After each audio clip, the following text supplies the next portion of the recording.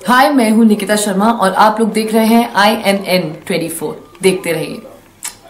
नमस्ते, मैं हूं Abhishek Bachchan. Keep watching INN 24।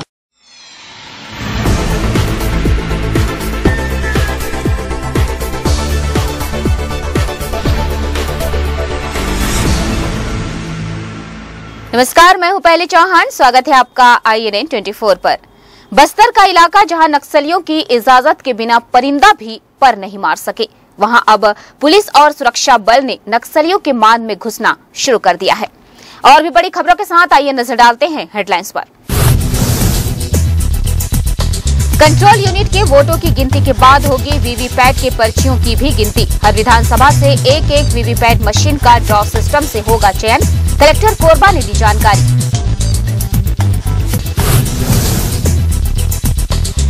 Korba railway station में बढ़ेगी यात्री सुविधाएं। 1 नंबर प्लेटफॉर्म के बाद अब नंबर 2 और 3 में भी मिलेगी खान पान की सुविधा। पानी और चाय की भी होगी व्यवस्था। सुकमा में सुरक्षा बलों को फंसाने के लिए नक्सलियों की नई नापाक हरकत आई सामने। खुद का पुतला बनाकर जमीन पर प्लांट किया एक्सप्लोजिव। पुलिस ने किया खुलासा, फोटो और वीडियो हुआ वायरल।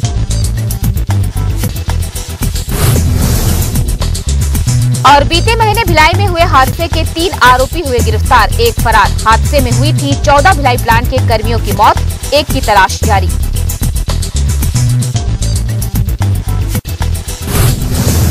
कोरबा के रेलवे स्टेशन यात्रियों के तादाद में होते इजाफे को देखते हुए रेलवे अब स्टेशन में सुविधाओं के विस्तार पर गंभीरता से सोच रहा है। बात करें प्लेटफॉर्म में यात्री सुविधाओं की तो अब तक जहां प्लेटफॉर्म 1 में ही फूड जोन मौजूद था, आने वाले वक्त में प्लेटफॉर्म 2 में भी फूड जोन की सुविधा शुरू की जाएगी। रेलवे स्टेशन कोरबा में यात्रियों की जरूरत को देखते हुए एक अरसे बाद सुविधाओं में विस्तार की तैयारी की जा रही है। अब तक प्लेटफॉर्म नंबर 1 तक सीमित संसाधनों को जल्द ही लाइन के उस पार दूसरे व तीसरे प्लेटफॉर्म में विस्तार दिया जाएगा। इसमें प्लेटफॉर्म नंबर 1 व 2 के यात्रियों के लिए फूड जोन विकसित करते हुए कुछ नए स्टॉल स्थापित किए जाएंगे, जिससे उस ओर आने वाली ट्रेन व उनका इंतजार करते यात्रियों को वक्त गुजारने के साथ चाय, कॉफी, बिस्किट व चिप्स जैसे सामान मिल सकेंगे। मौजूदा स्थिति में कोरबा रेलवे स्टेशन के प्लेटफॉर्म नंबर 1 तक ही सुविधाएं मौजूद हैं। चाहे पीने को शुद्ध पानी के लिए वाटर फिल्टर की बात करें, फूड स्टॉल, कुर्सियां या फिर पंखों की हवा के साथ छायादार की पर्याप्त उपलब्धता, इस पार ही ये सभी व्यवस्थाएं मौजूद हैं। रेल प्रबंधन के प्रस्ताव पर अब दूसरे व तीसरे प्लेटफॉर्म के बीच भी सुविधाओं का विस्तार किया जाएगा। इस प्रक्रिया के तहत जल्द ही दूसरी ओर फूड जोन, चेयर व छायादार सेट बनाए जाने की बात कही जा रही है। इन सुविधाओं के बढ़ने से यात्रियों को राहत मिल सकेगी। रेलवे के मुताबिक इसके लिए प्रक्रिया के तहत चुनी गई एजेंसियों को कैटरिंग स्टॉल शुरू करते हुए नियमित संचालन का जिम्मा सौंपा जाएगा, ताकि यहां के यात्रियों को भी वे सुविधाएं मुहैया कराई जा सकें।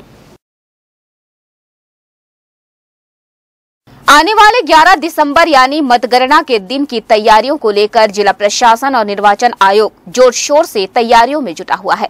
मतगणना स्थल पर किसी भी तरह की दिक्कतें प्रत्याशियों और दूसरे लोगों को ना हो, इस बात का ख्याल भी रखा जा रहा है। इसके साथ ही कानून व्यवस्था के हालात को देखते हुए भी पुलिस इस बार बेहद चौकस नजर आ रही है। बात करें मतगणना के दिन IT कॉलेज में उमड़ने वाली भीड़ और उनके वाहनों की पार्किंग की, तो इस मामले में ट्रैफिक विभाग किसी तरह की कोर कसर नहीं छोड़ना चाहता। IT कॉलेज 1 किलोमीटर दूर पहले पार्किंग के लिए जमीन को समतल किया जा रहा है, ताकि वाहनों के बीच सड़क जाम के हालात पैदा न हो। इस पूरी तैयारी का जायजा लिया हमारे सहयोगी अनूप ने और इस बारे में सीधे बात की Korba traffic inspector SS Patel से। ये मतगणना के इनके लिए जो है 4 व्हीलर और 2 व्हीलर की पार्किंग के लिए जो आएंगे मतलब मतगणना में प्रत्याशी भी के जो है लोग और बाकी भी अन्य दर्शकगण, उनके गाड़ियों को पार्किंग करवाने के लिए पार्किंग की व्यवस्था की जा रही है। श्रीमान पुलिस अधीक्षक महोदय के निर्देश पर पुलिस अधीक्षक महोदय के मार्गदर्शन में हम लोगों के द्वारा जो पुराना पार्किंग क्षेत्र था उसमें और कुछ सुधार करवा के व्यवस्थित करवाया जा रहा है, ताकि भी अधिक से अधिक गाड़ियां यहां आ सके। इस तरह पूरे IT को पहले ही छावनी में तब्दील किया जा चुका है और अब वहां बुनियादी सुविधाएं बढ़ाने पर जोर दिया जा रहा है। भीड़ भाड़ से बचने के लिए कई जगहों पर बैरियर भी लगाए जाएंगे ताकि अधिकृत गाड़ियों को ही एंट्री दी जा सके। उन्होंने बताया कि नए पार्किंग स्थल में करीब 1000 4 पहिया गाड़ियों को पार्क करने की व्यवस्था होगी। अब पार्किंग के पहले जो है पार्किंग के पास वहाँ पे बैरियर बना दिया जाएगा ताकि भी जो है अन्य वाहन उधर न जा सकें। यहाँ 1000 4 व्हीलर करीब आ जाएंगे। दरअसल 2 दिन पहले आईजी जीपी सिंह ने सभी जिला मुख्यालय के एसपी, एएसपी को मतगणना स्थल पर सुरक्षा संबंधी सुविधाओं के संबंध में कई तरह के निर्देश दिए थे। उन्होंने खासकर पार्किंग के हालात पर विशेष ध्यान देने की बात कही थी। इसके अलावा जरूरत पड़ने पर मतगणना स्थल की ओर जाने वाले वाहनों की जांच के भी निर्देश दिए थे। जिले में बिजली बिल का बकाया लगभग करोड़ों रुपए पार कर चुका है। बकाया राशि की वसूली में विभाग काफी पीछे है, जिसे देखते हुए विभाग ने वसूली अभियान में तेजी लाई है।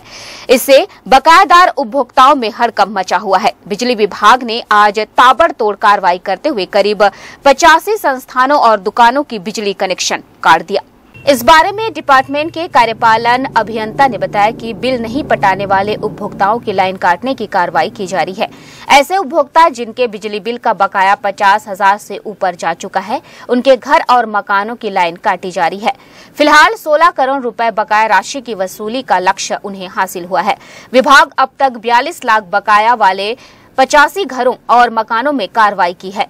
उन्होंने अपने बकायादारों को नसीहत दी है कि जल्द से जल्द पिछले भुगतान को पूरा की जाए, वरना विभाग के कर्मी कभी भी उनके घर आ धमकेंगे।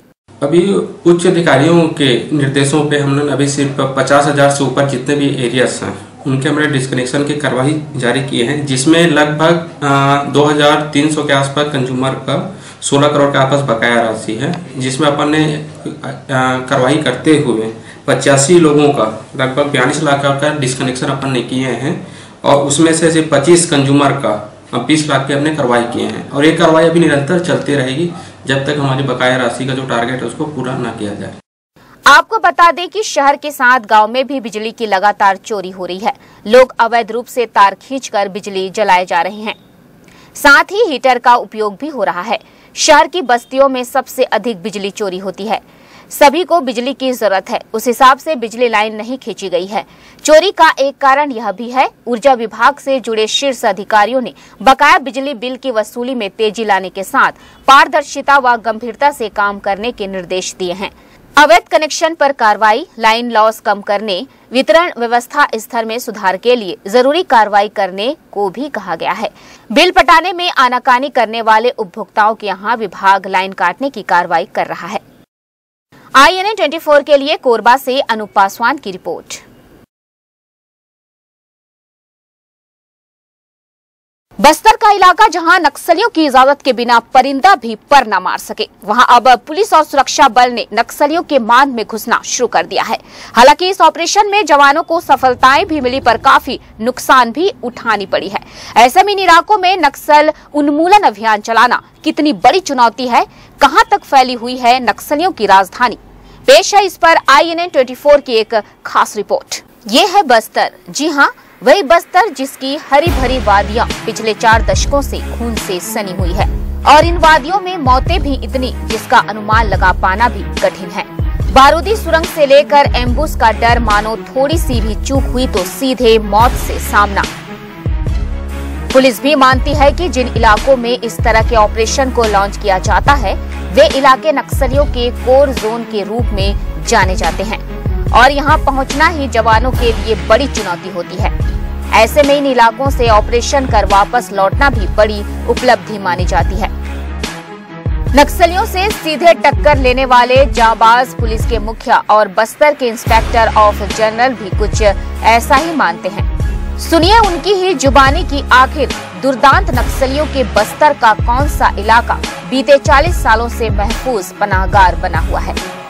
सुकमा जिला जो कि नक्सली अति संवेदनशील और जहाँ पे बटालियन जो PLGA बटालियन जो नक्सलियों का एक ही बटालियन है उसका जो स्ट्रांग होल्ड और उसका जो बेसिकली जहाँ पे छिपने का स्थान है वो सुकमा जिले का जो बेसिकली कोंडा ये किस्टाराम के जो नॉर्थ वाला एरिया है और चिंता गुफा और चिंतल नार का जो वेस्ट एरिया है जो टोंडा मार्का, बड़े केडवाल, छोटे केडवाल, साकलेर, सालातोम, ये सब जो क्षेत्र हैं जिसको बटालियन का स्ट्रांग होल्ड माना जाता है। और पिछले कई वर्षों से बटालियन ने ये मिथ बना के रखा है कि इस क्षेत्र में कोई भी पुलिस या सुरक्षा बल ऑपरेशन नहीं कर सकती है, परंतु पिछले 1.5 वर्षों में हमारे जो भी यहाँ पे पुलिस हैं, जो सुरक्षा बल, जो सीआरपीएफ तैनात हैं, उनके द्वारा अथक परिश्रम करके इस मिथ को तोड़ने का हमने भरसक प्रयास किया और उसमें सफल भी रहे। तो सुना आपने कि बस्तर में नक्सलियों की जमीनी नेटवर्क ही नहीं बल्कि अफवाहों का जाल भी बेहद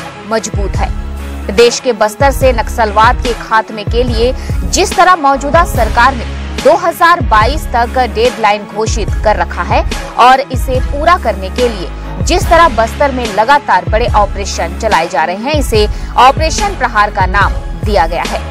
अब तक इस ऑपरेशन को दक्षिण बस्तर के सुकमा और नारायणपुर के अबुझमाड़ क्षेत्र में लॉन्च किया गया है, लेकिन पुलिस की माने तो वह गुपचुप तरीके से इनके विस्तार में पूरी शिद्दत से जुटी हुई है और यही वजह भी है कि गाहे बगाहे उन इलाकों में भी पुलिस का नक्सलियों से सीधा टकराव हुआ है जहां किसी मुठभेड़ की कल्पना भी नहीं की जा सकती थी। पिछले 1.5 वर्षों में हमने कई सफल ऑपरेशन इस क्षेत्र में, जो बटालियन का कोर एरिया या स्ट्रांग होल्ड एरिया कहलाता है, इसमें हमने कई सफल ऑपरेशन किए और इसमें कई सफलताएं भी अर्जित की हैं। और इसी क्रम में कल का जो ऑपरेशन था, जो साकलेर में, जहां पे 8 नक्सली और 1 नक्सली एल्मागुंडा के पास मारा गया, तो कुल 9 नक्सली जो मारे गए, तो ये नक्सलियों का एक स्ट्रांग होल्ड एरिया है और बटालियन का कोर एरिया है। नक्सलियों के खिलाफ चलाए गए ऑपरेशन प्रहार की चुनौती को समझने से पहले उस क्षेत्र की भौगोलिक परिस्थितियों को समझना होगा। अब तक 2 बार से भी ज्यादा बार जिस कोर एरिया में जवानों को उतारा गया वो साकलेर के नाम से जाना जाता है। सुकमा जिले का यह क्षेत्र आज भी पूरी तरह माओवादियों के सबसे मजबूत टीम मिलिट्री दलम के कब्जे में है। हालांकि फोर्स ने इस क्षेत्र को चारों ओर से घेर रखा है, जिसमें दोरनापाल से जगरगुड़ा होते हुए पामेड़ तक सुरक्षा बलों के कैंप हैं, तो वही इजरम एर्राबोर होते हुए कोंटा व किस्टाराम की तरफ से भी घेराबंदी करते हुए कैंप स्थापित किए गए हैं। पर चारों ओर कैंप से घिरा एक बहुत बड़ा विपरीत परिस्थितियों वाला भूखंड भी है, जहां नक्सली आज भी खुद को सुरक्षित मानते हैं और यही वो साकलेर व टोंडा मोरका का इलाका है जहां फोर्स ने प्रहार को अंजाम दिया। यहीं से नक्सलियों के खिलाफ बड़े स्तर पर मोर्चा खोलते हुए सुरक्षा बलों ने 22 जून 2017 को सुकमा जिले के तोड़ा मरका क्षेत्र में बड़ा ऑपरेशन किया। एसटीएफ, सीआरपीएफ, डीआरजी व कोबरा के लगभग 1000 से अधिक जवानों को नक्सलियों को उनकी ही मांद में घेरने के लिए उतारा गया था। जो भी नियरेस्ट कैंप है वो इस क्षेत्र से करीबन 35 से 40 किलोमीटर की दूरी पर है, इसलिए जब भी ऑपरेशन में फोर्सेस जाती हैं तो एक प्लानिंग के तहत, एक स्ट्रेटेजी के तहत और अंदर जाने के लिए, चूंकि एरिया काफ़ी बड़ा है, टेरेन डिफिकल्ट है, बीच में कई सारे नदी और नाले पड़ते हैं, साथ साथ में घने जंगल हैं, इसलिए बड़ा एरिया होने के कारण इस क्षेत्र को घेरने के लिए तो अनेक जगहों से फोर्सेस निकलती हैं और जिसकी संख्या अनेक जगहों से निकलने के कारण ज़्यादा ही रहती है। चूँकि स्ट्रांग होल्ड एरिया है और जहाँ पे जो बटालियन है वो हमेशा लड़ने के लिए कोशिश करती है और हमेशा जो भी फोर्सेस हैं उसको क्षति पहुंचाने के लिए भरसक प्रयास करते हैं। तो इसलिए एक प्लानिंग के तहत और एक जो एप्रोप्रिएट नंबर है उसके साथ वहाँ पे फोर्सेस जाती हैं और हर एक बार जब भी गई है उस क्षेत्र में और नक्सलियों से लोहा लेके और नक्सलियों को क्षति पहुंचाकर वापस आई। कल भी जो साकलेर में जो ऑपरेशन हुआ, एक बहुत ही सफल ऑपरेशन इसको कह सकते हैं। ऑल्दो इसमें हमने 2 अपने बहादुर जवानों को खोया है, परंतु इसके बावजूद नक्सलियों के 2 महत्वपूर्ण कैडर जो संगठन में पिछले 15-16 वर्षों से कार्य कर रहे थे, डीवीसीएम रैंक के, इसके अलावा अन्य भी जो कैडर हैं वो भी उनके महत्वपूर्ण कैडर हैं। तो 8 महत्वपूर्ण कैडर उनके मारे गए, साथ साथ में उनके बहुत सारे सामान और दस्तावेज, जिससे अनेक जो आने वाले दिनों में उसके लिए महत्वपूर्ण क्लू मिल रहे हैं, उसके आधार पर और भी आगे ऑपरेशन किया जाएगा। इस मुठभेड़ में इंडियन एयरफोर्स की भी मदद ली गई थी। सुरक्षा बल के अधिकारियों ने नक्सलियों से हुई इस मुठभेड़ में 15 से 20 की संख्या में नक्सलियों के मारे जाने का दावा किया था। वहीं एक एसटीएफ का एक जवान भी शहीद हो गया था। वहीं बस्तर में नक्सलियों की राजधानी के रूप में पहचाने जाने वाले अबुझमाड़ में 7 नवंबर 2017 को 2000 की संख्या में जवानों को प्रहार 2 के तहत उतारा गया, जिसमें जवानों ने 2 दिन में 8 नक्सलियों को मार गिराया, जिनमें 5 महिलाएं भी शामिल थीं। वहीं घटनास्थल से मारे गए नक्सलियों के हथियार और अन्य विस्फोटक भी बरामद किए गए थे।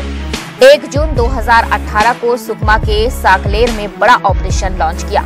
हालांकि इस मुठभेड़ में जवानों ने किसी नक्सली का शव बरामद नहीं किया, पर नक्सलियों के बड़े ट्रेनिंग कैंप को ध्वस्त कर बड़ी मात्रा में विस्फोटक और दैनिक उपयोगी सामान बरामद किया था। विवेकानंद खुद मानते हैं कि सोशल और कम्युनिटी पुलिसिंग भी उनके इस कामयाबी की बड़ी वजहों में शामिल रही है। तो निश्चय ही इस क्षेत्र में ऑपरेशन करना अपने आप में चैलेंज है। एक दूरी है, करीबन जवानों को 40 से 45 किलोमीटर और इससे ज़्यादा की दूरी पैदल चलना पड़ता है। साथ ही साथ जो कल का ऑपरेशन था ये भी करीबन 42 से 43 घंटे का ऑपरेशन था। क्षेत्र में जाना और फिर उसी रास्ते में वापस आना, जहाँ पे रास्ते में जो हॉस्टाइल लोग हैं उनसे भरे पड़े हैं, तो इन सभी का मुकाबला करके ऑपरेशन करके फिर वापस सुरक्षित आना अपने आप में चैलेंज है। परंतु मैं ये कहना चाहूँगा पिछले 1 वर्षों में और जो पुलिस और सुरक्षा बलों ने जो इस क्षेत्र में काम किया, चाहे वो ऑपरेशन के माध्यम से हो, चाहे वो कम्युनिटी पुलिसिंग के माध्यम से हो, इससे हमने ग्रामीणों का विश्वास अर्जित करने में सफलता पाई है। ये अपने आप में एक नए इमेज की ओर इंगित करता है, इशारा करता है। ये ऑपरेशन यही रुकने वाला नहीं था।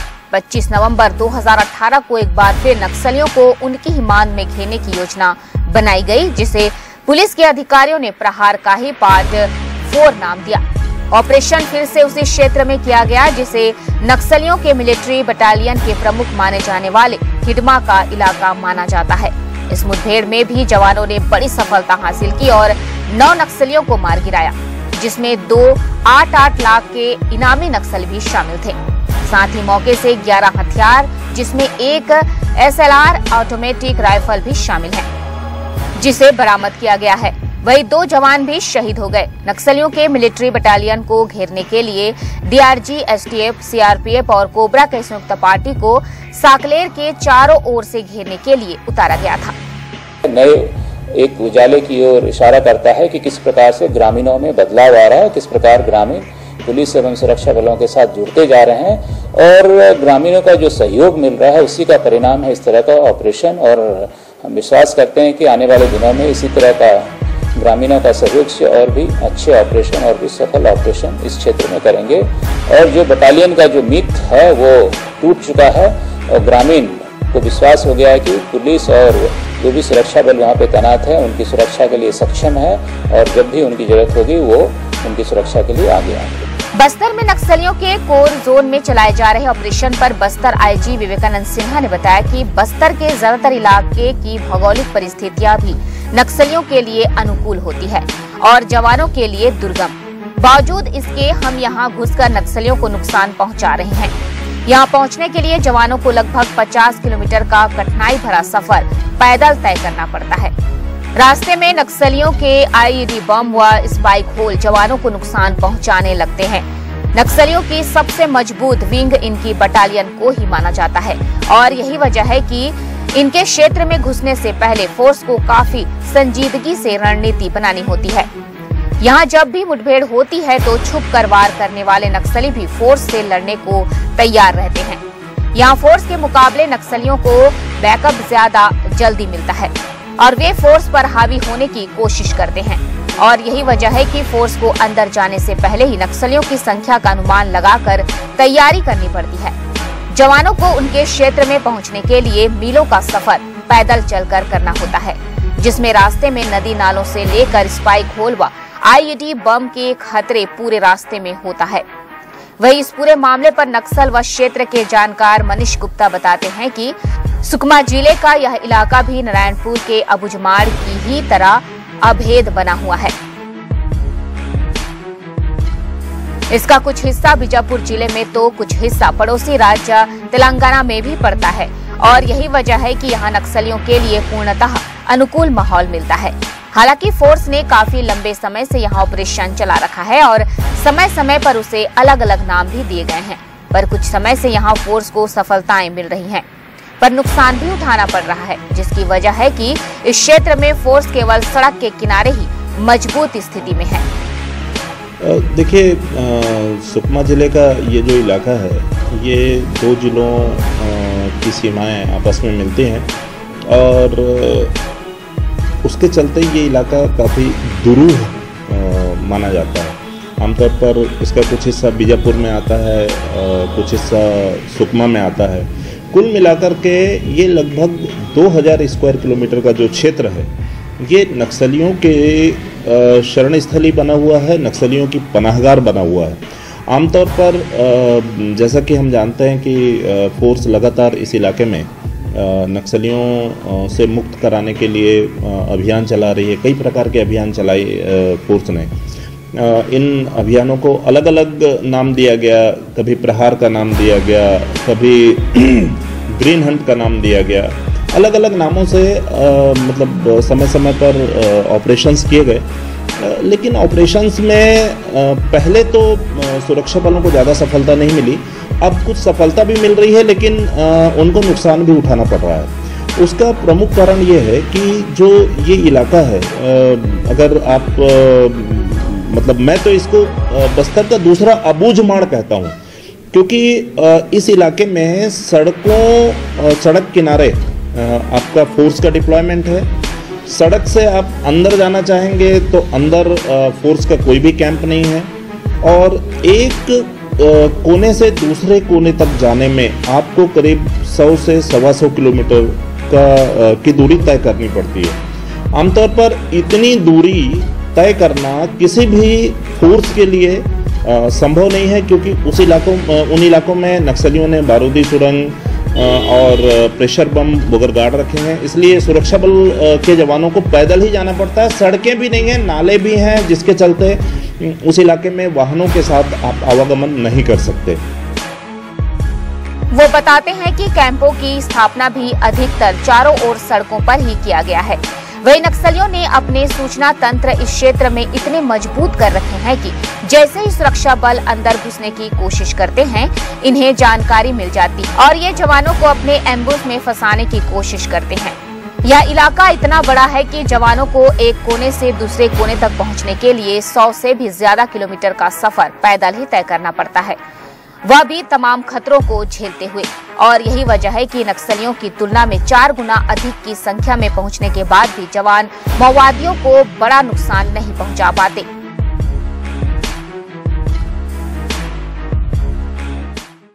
छत्तीसगढ़ सुकमा नक्सलियों के द्वारा जवानों को फंसाने के लिए अब नई रणनीति बना रहे हैं। नक्सलियों के द्वारा डमी नक्सलियों का पुतला बनाकर उसके नीचे आईडी छुपाकर एम्बुश में जवानों को फंसाने के लिए नई रणनीति बना रहे हैं। देखिए यह तस्वीर, जिससे नक्सलियों की यह नई रणनीति सीआरपीएफ के जवान चिंता गुफा और तेमेलवाड़ा के जंगलों में नक्सलियों द्वारा आईडी लगाए जाने की सूचना पर सर्चिंग के लिए निकले थे। मौके पर पहुंचने पर जवानों को डमी नक्सली और लकड़ी के हथियार दिखे। दरअसल नक्सलियों ने जवानों को ट्रैप करने के लिए 3 डमी नक्सलियों के पुतले लगा रखे थे। इसके साथ ही इन डमी नक्सलियों को लकड़ी के हथियार थमा दिए थे। पुलिस को चकमा देने के लिए इसे झाड़ियों में छिपा कर रखे थे। सीआरपीएफ के 150 वाहिनी के जवानों ने सूझबूझ से नक्सलियों के पुतले को पहचाना और नक्सलियों के ट्रैप में फंसने से बच गए। निश्चित तौर पर यह कहा जा सकता है कि सीआरपीएफ के जवानों ने सूझबूझ दिखाई, जिसकी वजह से एक बड़ा हादसा टल गया। ब्रेक के बाद आपका स्वागत है।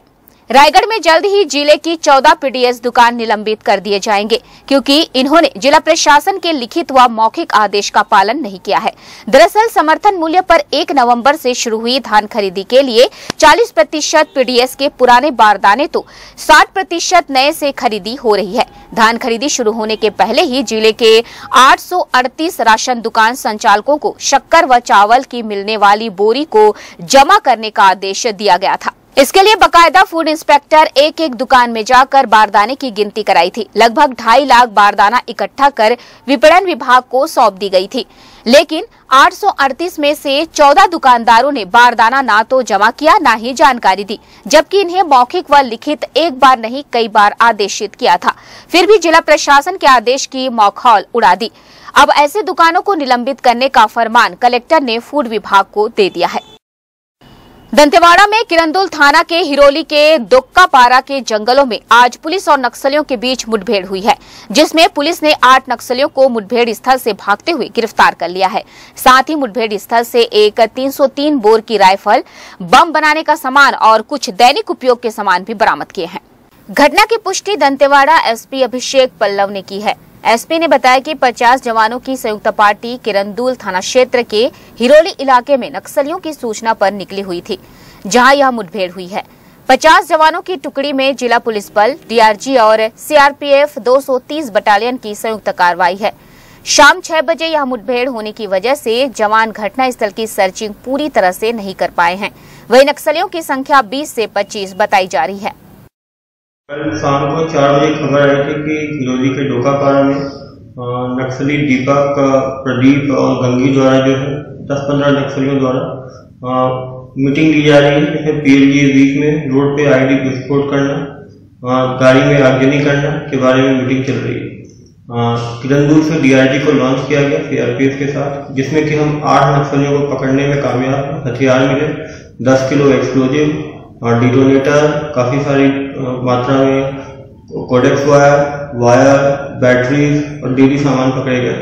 करीब 8 से 10 पिट्ठू पकड़े गए, क्योंकि अंधेरा हो रहा था तो अंधेरे का सहारा लेके नक्सली भागने में कामयाब हुए। लेकिन करीब आधे घंटे फायरिंग चली है, तो निश्चित रूप से कुछ नक्सलियों के घायल होने की काफी ज्यादा चांसेस है। दरअसल जवानों ने दोनों तरफ से जबरदस्त घेरा लगाया था, जिसके चलते 4 महिला और 4 पुरुष नक्सली को धर दबोचने में कामयाबी मिली है।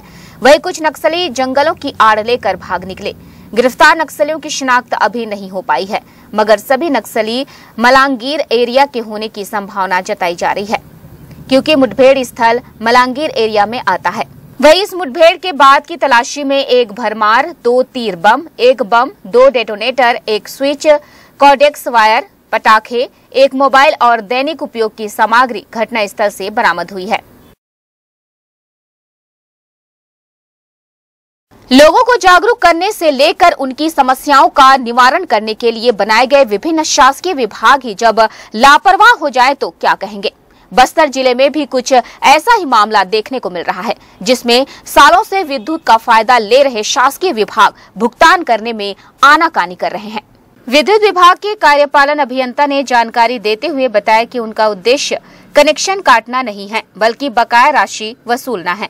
लेकिन इसके बाद भी ऐसे विभाग जो अपने बकाया बिल का भुगतान लंबे समय से नहीं कर रहे हैं, ऐसे विभाग के ऊपर कार्रवाई करना शुरू कर दिया गया है। इसी दिशा में आज बस्तर पर्यटन विभाग का कनेक्शन काट दिया गया। कार्यपालन अभियंता ने बताया कि पर्यटन विभाग के ऊपर करीब 2 साल का 67,000 रुपए का बिल बकाया है। नोटिस जारी करने के बावजूद भुगतान नहीं होने के बाद आज कनेक्शन कट करने की कार्रवाई की गई। उन्होंने कहा कि ऐसे विभागों की लिस्ट तैयार की जा रही है जिनके कनेक्शन काटे जाएंगे। बस्तर जिले में लगभग 11 करोड़ के आसपास एरियस है, जिसमें से लगभग 5 करोड़ के आसपास शासकीय विभाग के पास एरियस है, जिनसे हम पत्राचार कर रहे हैं वसूली के लिए। और जो सामान्य उपभोक्ता है उस पर वसूली की कार्रवाई के तहत हम लोग ने डिस्कनेक्शन की कार्रवाई प्रारंभ कर दी है। लेकिन हमारा मेन उद्देश्य लाइन काटना नहीं है। हमारा मेन उद्देश्य क्या है, जो पैसा बचा रिकवरी का है वो लाना जरूरी है। अगर वह भुगतान नहीं कर रहा है तभी उसका लाइन विच्छेदित किया जा रहा है। और शहर में तो प्रारंभ कर दिया गया है और शीघ्र ग्रामीण एरिया में भी प्रारंभ हो चुका है। लगभग जैसे नगर निगम के पास हमारे पास लगभग 1.5 करोड़ रुपए का एरियस है, तो उनसे भी हम पत्राचार कर रहे हैं और उनसे भुगतान हो जाएगा। और जो मुखिया है वो सरपंच ग्राम पंचायतों का है, उनका भी लगभग हमारे पास 50 लाख रुपए का ही एरियस है। बाकी अन्य विभाग में कम है।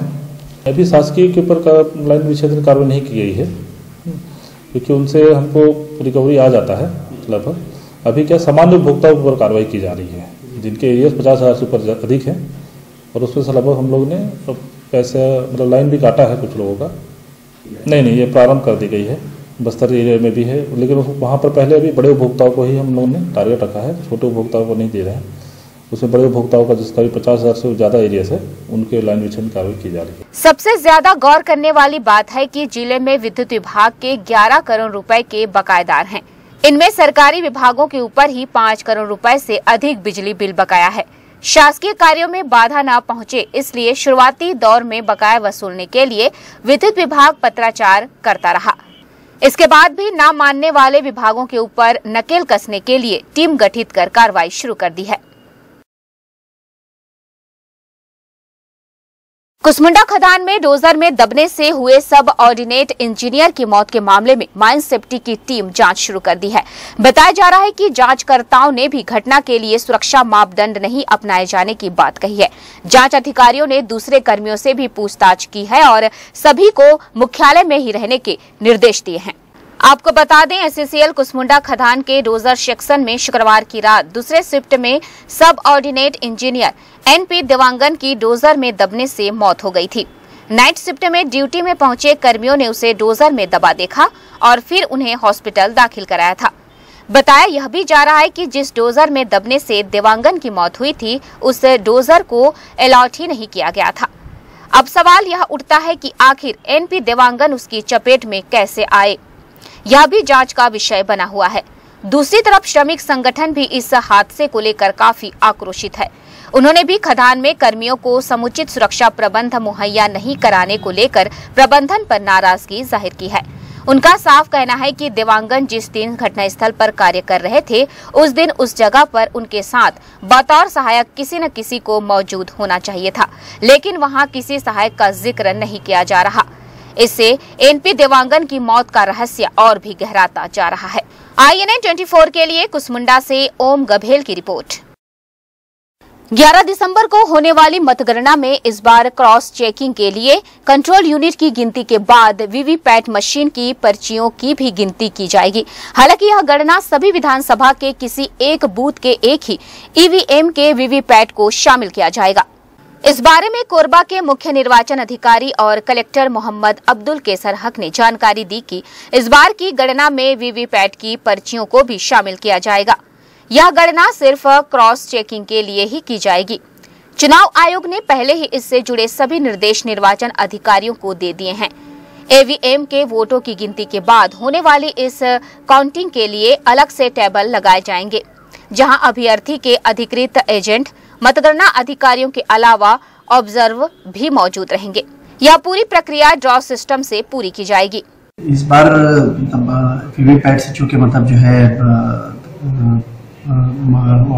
पोलिंग हुई है, इलेक्शन कमीशन के इसमें निर्देश इस प्रकार से है कि काउंटिंग के समय में जो है कंट्रोल यूनिट से काउंटिंग कंप्लीट होने के बाद जब सब राउंड कंप्लीट हो जाएंगे, उसके बाद में रैंडमली हर विधानसभा में एक वीवीपैट को जो है चुना जाएगा और उसकी पर्चियों को जो है क्रॉस चेक किया जाएगा कि भाई मतलब कंट्रोल यूनिट के अंदर पाए गए वोट और वीवीपैट में पाई गई पर्चियां जो है वो मेल खा रही है नहीं खा रही। और इसका जो है पूरा प्रक्रिया जो है ऐसी रहेगी कि हर विधानसभा में ड्रॉ से जो है ड्रॉ निकाला जाएगा, रैंडमली एक जो है वीवीपैट को जो है वो सिलेक्ट किया जाएगा और उसकी पर्चियों को निकाल करके उसके लिए एक अलग से टेबल लगाया जाएगा। वहाँ पर अभ्यर्थी, अभिकर्ता, उनके एजेंट्स प्लस जो है ऑब्जर्वर वगैरह जो रहेंगे उनकी उपस्थिति में ये पूरी प्रक्रिया जो है फॉलो की जाएगी और एक जो है वीवीपैट से जो है पर्चियों की जो है काउंटिंग की करके जो है उसका प्रतिवेदन बनाया जाएगा। श्री हक ने बताया कि यह पूरी प्रक्रिया नॉर्मल काउंटिंग से अलग होगी और कंट्रोल यूनिट की गिनती के बाद पूरी की जाएगी। इससे वोटों की गिनती में लगने वाले समय पर कोई असर नहीं पड़ेगा। काउंटिंग जो है वो उसके मतलब कंट्रोल यूनिट के काउंटिंग के सभी राउंड कंप्लीट होने के बाद में जो है ये मतलब एक एडिशनल जो है वो एक प्रोसीजर है और इससे जो है काउंटिंग की प्रक्रिया में कोई प्रभाव नहीं पड़ेगा और सिर्फ एक वीवीपैट को जो है काउंट करना है और इसकी प्रक्रिया जो है इसके लिए जो सामग्री वगैरह रखना है, पिजन होल बनाना है, वो पहले से उसकी तैयारी रहेगी, तो मुझे नहीं लगता इसमें ज्यादा समय लगेगा। इस पूरे प्रोसेस के पीछे चुनाव आयोग अपने पारदर्शिता को लेकर भी एक मैसेज प्रत्याशियों और मतदाताओं के सामने लाना चाहती है और यही वजह है कि इस बार रेंडमली किसी एक ईवीएम के वीवीपैट की पर्चियों को गिना जाएगा। ये एक्चुअली जो है इसका कारण तो जो है बिल्कुल स्पष्ट है कि ट्रांसपेरेंसी जो इलेक्शन कमीशन और मतलब चुनाव की जो पूरी मशीनरी जो है वो मतलब ट्रांसपेरेंसी मतलब जो है वो दर्शाना चाहती है कि भाई वीवीपैट के अंदर मतलब जो मतलब पर्चियां आ रही है या जो कंट्रोल यूनिट के अंदर जो वोट हो रहे हैं वो सिमिलर है, मतलब ये ट्रांसपेरेंसी के लिए मतलब। आपको बता दें कि वीवीपैट को लेकर काफी चर्चाओं का दौर चला था। ईवीएम पर उठते सवालों के बीच चुनाव आयोग ने वीवीपैट को मान्यता दी थी और ईवीएम में इसे शामिल किया था। अब चुनाव मशीनरी यह देखना चाहती है कि डाले गए वोट और पर्चियों की संख्या में कोई अंतर तो नहीं है। INN 24 के लिए कोरबा से अनूप पासवान की रिपोर्ट। भिलाई स्टील प्लांट में बीते 9 अक्टूबर को कोक ओवन की गैस पाइपलाइन फटने में हुई 14 कर्मियों की मौत के मामले में पुलिस ने बीएसपी के 3 अधिकारियों को गिरफ्तार किया है। भिलाई भट्टी पुलिस ने कार्रवाई करते हुए एजीएम ऊर्जा विभाग नवीन कुमार, जीएम वेकंट सुब्रमण्यम और सेफ्टी जीएम पांडे राजा को हिरासत में ले लिया है। इनके अलावा एक अन्य आरोपी ईडीपीडी बक्स बाहर है। पुलिस ने जमानती धाराओं के तहत गिरफ्तारी के बाद घंटे भर के भीतर अधिकारियों को छोड़ दिया। इस पूरे मामले में एएसपी ने बताया कि पिछले महीने कोक ओवन में गैस पाइपलाइन फटने से 14 कर्मियों की मौत हो गई थी। मामले में बीएसपी के 4 अधिकारियों के खिलाफ एफआईआर की गई थी। उनमें से 3 अधिकारियों को शुक्रवार को गिरफ्तार किया गया है। चौथा आरोपी पीके दास गिरफ्त से बाहर है। उसके आते ही उसे गिरफ्तार किया जाएगा। इन अधिकारियों के खिलाफ कार्य में लापरवाही बरतने पर धारा 304A के तहत कार्रवाई की गई है। एएसपी ने बताया कि इन आरोपियों से किस वजह से लापरवाही हुई उस पर विस्तार से पूछताछ की जा रही है। साथ ही इससे जुड़े साक्ष्य एकत्रित किए जा रहे हैं।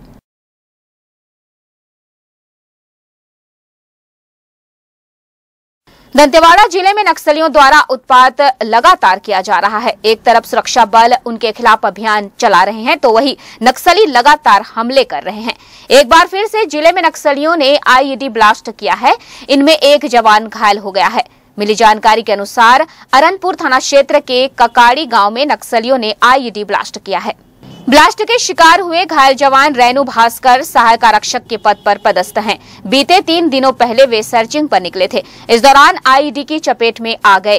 ब्लास्ट में घायल जवान के पैर में गंभीर चोटें आई है। घायल जवान को जिला अस्पताल लाया गया। अभी 3 दिन से सुकमा और दंतेवाड़ा के बॉर्डर में ऑपरेशन चल रहा था, ज्वाइंट ऑपरेशन। उस ऑपरेशन से वापस लौटते समय अरनपुर थाना क्षेत्र के अंतर्गत ग्राम ककाड़ी के पास में माओवादियों द्वारा लगाया गया आईडी ब्लास्ट होने से एक सहायक आरक्षक रेणु भास्कर घायल हुआ है, जिसे उपचार के लिए दंतेवाड़ा घायल की खतरे से बाहर है। ग्राम पंचायत रजगामार के रावण भाटा की रहने वाली राधाबाई चौहान ने अपने पति की प्रताड़ना से तंग आकर अपने ऊपर मिट्टी तेल डालकर आग लगा ली, जिससे वह जलकर झुलस गई, जिसे मोहल्ले के लोगों ने जिला अस्पताल में भर्ती कराया है, जहां उसकी हालत नाजुक बनी हुई है। वही घटना की सूचना मिलने पर रजगामार चौकी प्रभारी प्रेमनाथ बघेल दल बल सहित घटना स्थल पहुंचकर घटना की जानकारी लिए। पुलिस अब महिला के पति प्रेम चौहान को गिरफ्तार कर पूछताछ कर रही है।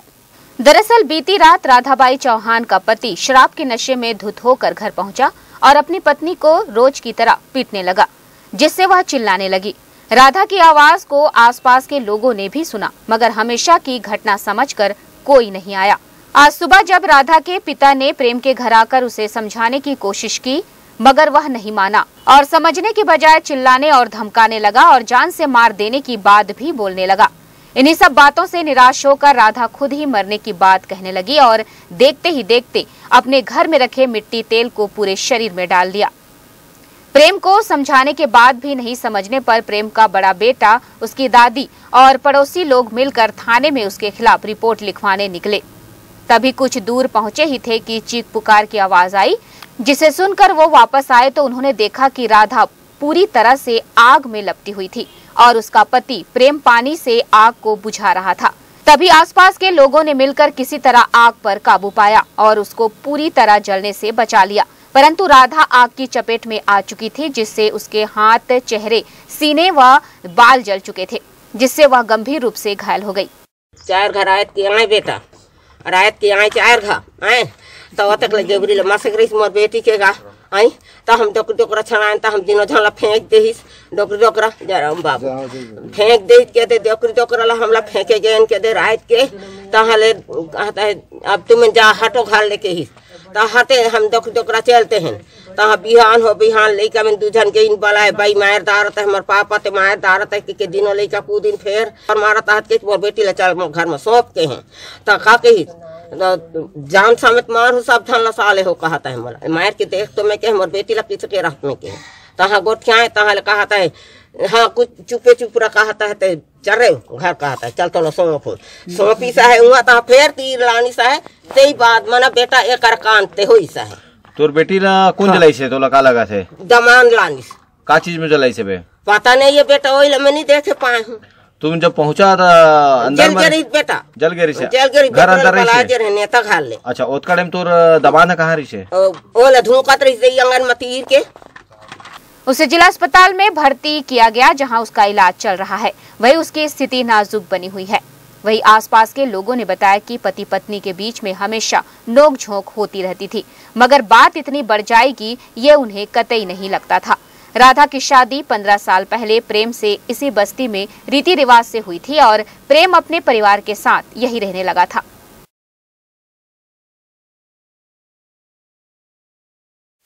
कटघोरा के तुमान गांव के पास आज एक बड़ा सड़क हादसा सामने आया है। बताया जा रहा है कि पेंड्रा की तरफ से आ रही एक तेज रफ्तार ट्रेलर सड़क किनारे एक सरई से टकरा गई। इस दुर्घटना में ट्रेलर के ड्राइवर और क्लीनर को गंभीर चोटें आई है। वही ड्राइवर की हालत चिंताजनक बनी हुई है, जिसे कटघोरा रिफर कर दिया गया है। पुलिस अब इस हादसे की जाँच में जुट गई है।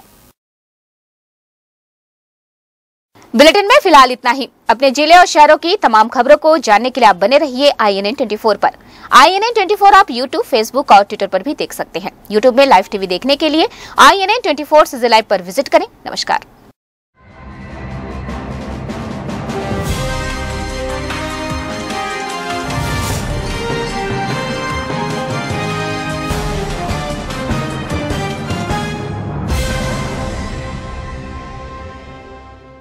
Please keep watching INN 24.